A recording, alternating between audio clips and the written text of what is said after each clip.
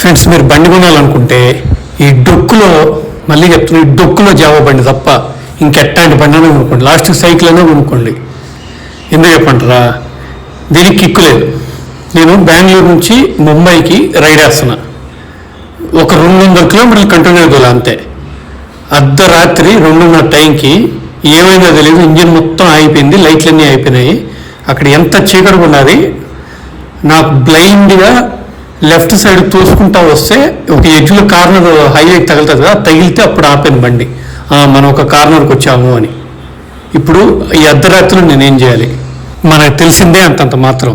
అందుకని మొత్తం ఎప్పి కూర్చోన్నాను. Flash light on చేసుకొని చెక్ చేసుకుంటా ఉండ. చూస్తే ఫ్యూజులు కలిపి ఉన్నాయి.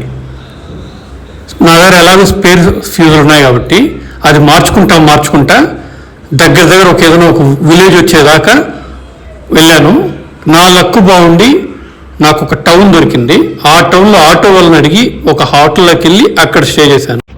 ఏదో నాకు కొంచెం ఐడియా ఉంది కాబట్టి ఫ్యూజులన్నీ చెక్ చేసుకొని, ఫ్యూజులు కాలిపోతే ఫ్యూజులు మార్చుకుంటా ఇక్కడ ఒక హోటల్ ఉంటే హోటల్కి వచ్చి నైట్ అంతా వెయిట్ చేసి అక్కడ జావా షోరూమ్ ఎక్కడ కనుక్కొని రిపేర్ చేయించుకొని అప్పుడు పోయా.